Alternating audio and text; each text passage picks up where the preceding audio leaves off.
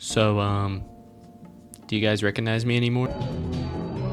I know it's been a while, but I promise this time it's not gonna be that long again, or hopefully ever again. But anyway, let's get right into part 2 of the Reflourished challenge.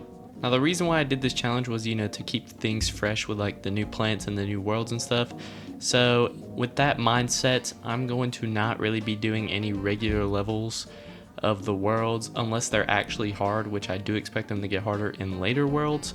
But for right now, when it's pretty obvious that I would be able to beat these earlier levels with like an arsenal of like 15 plants to choose from, so I'm just gonna skip all of those levels. Not like skip them, obviously I beat them with the Reflourished plants. I'm just saying like none of them were hard. So I'm gonna go ahead and show you all of the Reflourished levels that are actually hard, including the new boss fight. Day 26, you can definitely tell like, these are not the same levels that PopCap made. But it was still pretty easy because we had like the full setup of just cattails and these pea pod things that like one-shot the freaking M cannons, which is pretty sick. But yeah, there really were no new zombies. I mean, there weren't no new zombies in the last wave. It was just 3 Gargantuars, and our freaking pea pods clean Gargantuars up pretty nicely.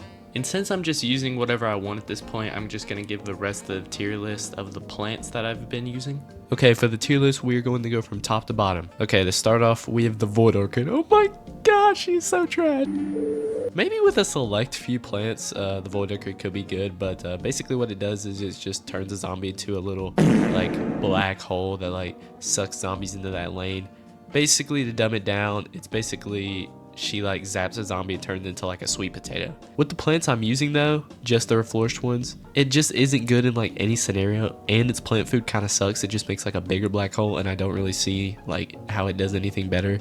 So yeah, I'm never using it again. Next, the dude that shoots 3 water balls. He was really good against the ancient Egypt torch zombies, but other than that, he's pretty expensive and doesn't even do enough damage to be worth it. Lily of Alchemy and Vanilla are 2 plants that are kind of butt in general, but also have like in select scenarios and against certain zombies they're good. I'm kind of just talking about the Lily of Alchemy at this point because Vanilla is kind of trash no matter what, even the zombies it was made for. The potato chip is good for early game setups, but then you kind of just forget about them in the end game when you have all these zombies to worry about and stuff. Every plant in the B tier is pretty solid and has their strengths and does their job, but I don't really need them like I do the A tier and S tier plants. The floating pineapple is basically just a walnut, but it can float since it comes from the aerial airspace assault world.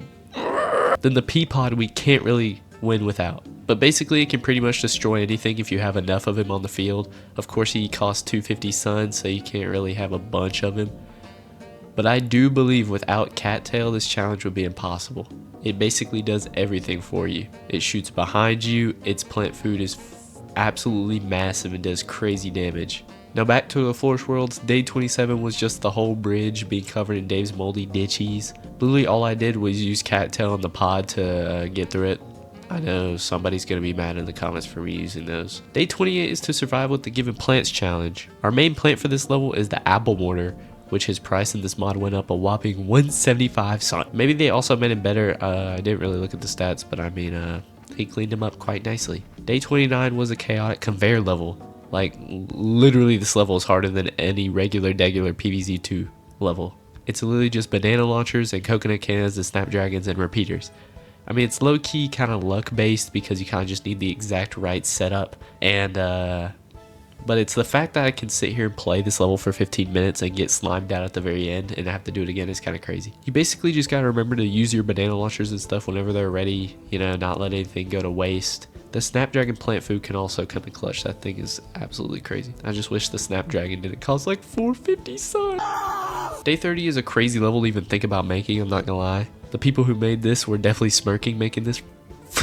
The middle row has all water and all of it is filled up with mold except for the smiling endangered potato at the end. So this is just Cattail's like own personal level at this point. We need the pods to destroy the constant imp cannons down that lane in one shot, but we still ended up losing because we couldn't get enough cattails to defend all this freaking it. Next, I tried to get the Maypop mechanic off the bench to get him some playing time. Unfortunately, I might have to start him next game because bro actually went crazy for this level. The ricocheting of his gears hit everything, including the imp cannon, so it really helped. Day 31, practically the whole board was just filled up with Dave's mole colonies. Like, again, can appreciate the level design, but I didn't. Did I twiddle my feet together from joy playing this? Yes. You just had to have split P on every row to make sure no rope swinging zombies got a sneaky little kill. The only hard part was the fact that the imp cannons just kept straight shooting the imps directly on my pants. Like, bro is practically kissing on my nut at this point. Day 32, we had to protect 2 garlic from getting eaten, but there were aloe behind them to heal them after they got nibbled on. Protecting the garlic wasn't really a problem because of the aloe, but the bird zombies upgraded to the pelican flying them around, which made them faster, but they were still really butt, not gonna lie. Day 33 was all water, so it was rope swinging zombies, imp cannons, and pelican zombies. But this all water level wasn't a planar defense level like the last one would just like went imp cannons and swinging zombies, so but I can't tell if it would be harder if it was a planar defense level or not. Day 34, we couldn't let the flowers get trampled, but the middle lane flowers couldn't get trampled by anything, so we were basically just defending the top and bottom rows. I just put pineapples at the top or bottom every time I had them off cooldown. I had a nice little setup on this level with solar peas, cattails, and pods. It got extremely close at the end though. A Gargantuar came through at the bottom and he one-shot my pineapples. So I had to quickly put stuff down in front of him and plant food my pod. Then the beautiful boss fight. Let me just start off by saying I really like the black and gold design they did to boss shot shit. I think it looks really clean and sick. The boss fight had you using Bonk Choy, Apple Mortar, Infinite, Fat Shroom, and Power Lilies every millennium. Again, these boss fights take like 10-15 minutes, and every 5 minutes a zombie boss would flatten like the entire map. So you were basically starting from square one every 5 minutes. Overall, the boss fight wasn't too bad. It was probably like a 4 out of 10, and then Pirate Seas overall was like probably a 4.5 out of 10, maybe even less than that. I did use the mushroom plant food a lot during the boss fight, which was really clutch because it mowed down the entire lane. Now, for the Wild West, this wouldn't be a challenge really if I didn't get stuck on some random level in the middle of the Wild West. And it was just because of the chickens. So I did. Day 18 was a planar defense level, and it didn't give you too much sun. And with that knowledge and the fact that none of the Reflourished plants completely counter chickens, unless of course we're talking about the plant that I don't yet have, the Fire Spike Rock. My strategy at first was a wall of pineapple, followed by cattails, followed by a wall of vanilla. What's crazy is, while I was saying there's no plants that counter chickens, you were probably thinking of vanilla. And you would think vanilla counters the chickens, you know? But it kind of takes longer to shoot than how fast the chickens are. So the chickens could mow down an entire row of stuff before the vanilla actually like shoots. So I had to have the pineapples there, or else they would eventually get by from all the amounts of like chicken zombies that I'm going to be dealing with. So I have to have the cattails to shoot the geezers behind. So this strategy seemed like the only one I could really use, to be honest. But it wasn't working. I even ended up trying to use caramel corn and solar pea. I don't even know why I did that, but it still didn't work. I ended up needing no pineapple at all, actually, but I wasn't wrong about the chickens getting by, because I did try a few times with no pineapple.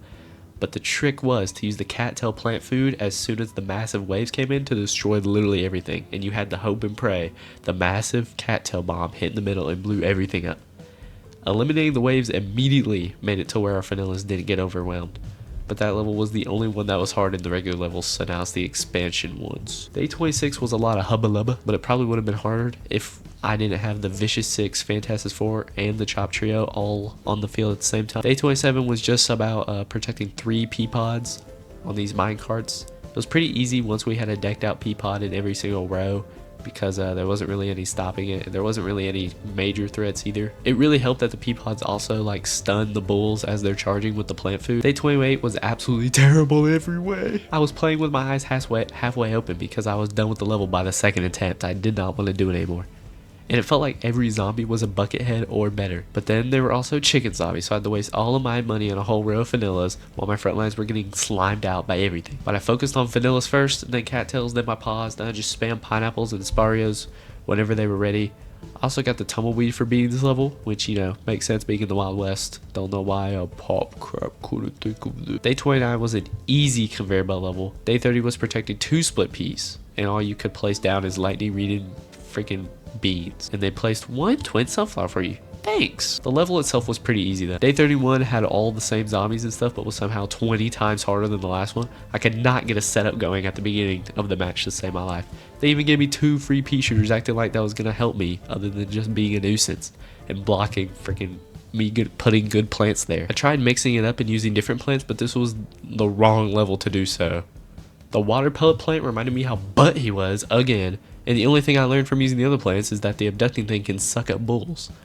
Then I used the caramel corn and Void Orchid. I was seeing if Void Orchid could redeem herself by one-shotting the bulls, but she never ended up shooting the right things and just shot a regular zombie and pulled the bulls to her row, and the bulls ended up sliming her out. And she shoots way too slow. What ended up working was just the same old pods, taking care of the big ones, and the cattails wiping out the little ones. The cattail plant food actually went crazy this level though, bro. Just look at this. Day 2 actually drained me IRL. Not only can I only pick 2 plants, so this is obviously going to be impossible, but this level introduces the upgraded black bull, which just charges really fast. And with no room to get anything done, this level is so chopped. And the cherry on top, of course, is I have to protect this random freaking walnut in the front. Day 33 was one of those levels. Yeah, no. Day 34 was just a massive amount of enemies.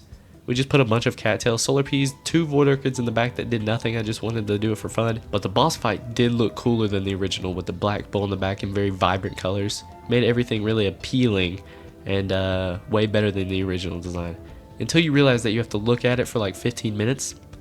But I'm not complaining. This level was just watermelons, old tomatoes, and I didn't realize until the very end that the old tomatoes, by placing them on top of each other, was what upgraded them. I was wondering why my old tomatoes were just staying babies the entire time and not growing. No wonder it was so hard. I'll give it a solid 5 out of 10.